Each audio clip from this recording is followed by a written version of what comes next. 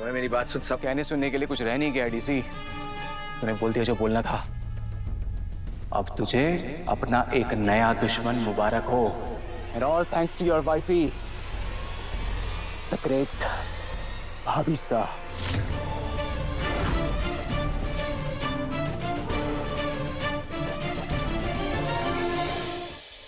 क्या हुआ डीसी, सब ठीक तो है? कहीं करिश्मा को हमारे मिशन के क्लाइमेक्स के बारे में पहले ही पता तो नहीं चल गया? कहीं उसे पता तो नहीं चल गया कि प्रभात अंकल ही मित्तल है? हमारा रास्ता नहीं खुल गया? आपने बिल्कुल सही कहा समर जी। एन वक्त पर करिश्मा मैडम ने सारा सच पता चल गया था और उन्होंने बड़े हुकुम और देवी हुकुम ने बंदी बनाकर मारने की कोशिश भी की। लेकिन ये हुआ कैसे समर जी? इतनी दांव पेच और सूझबूझ से खेला गया खेल उल्टा कैसे पड़ गया?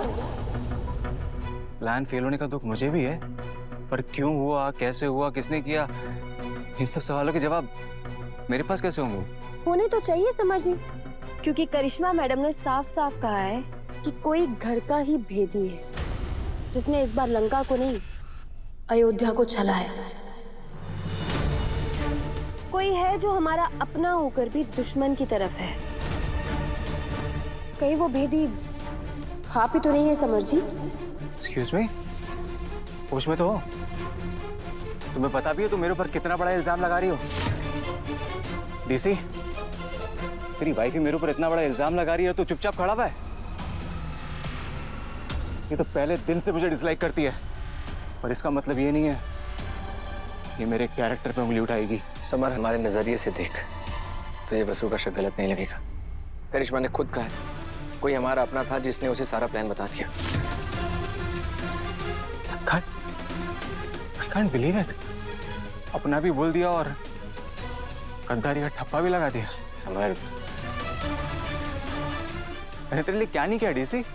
तेरे कॉल पे अमेरिका से भागता हुआ यहाँ आ गया, तूने मदद मांगी, बिना कुछ पूछे तेरी मदद की, प्रभात अंकल को मित्तल बनाया, तेरे प्लान पे अपने लाखों लुटा दिए भाई, गाड़ी दी, यहाँ तक कि अपना आलीशान ऑफिस तक तुझे दिया।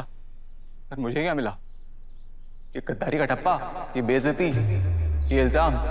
वाह दोस्त वाह, क्या दोस्ती निभाई तूने।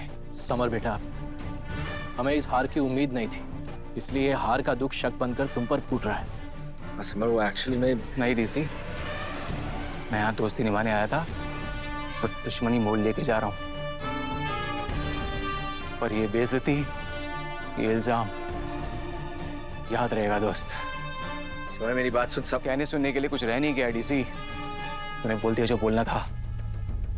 अब तुझे अपना एक नया दुश्मन मुबारक हो। And all thanks to your wifey the great भाभीसा।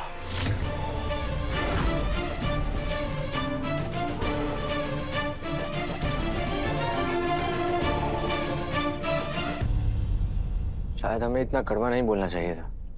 ना देव सर, महाराज जी कह रहे करिश्मा मैडम और समर जी की कोई तो साठ गांठ है।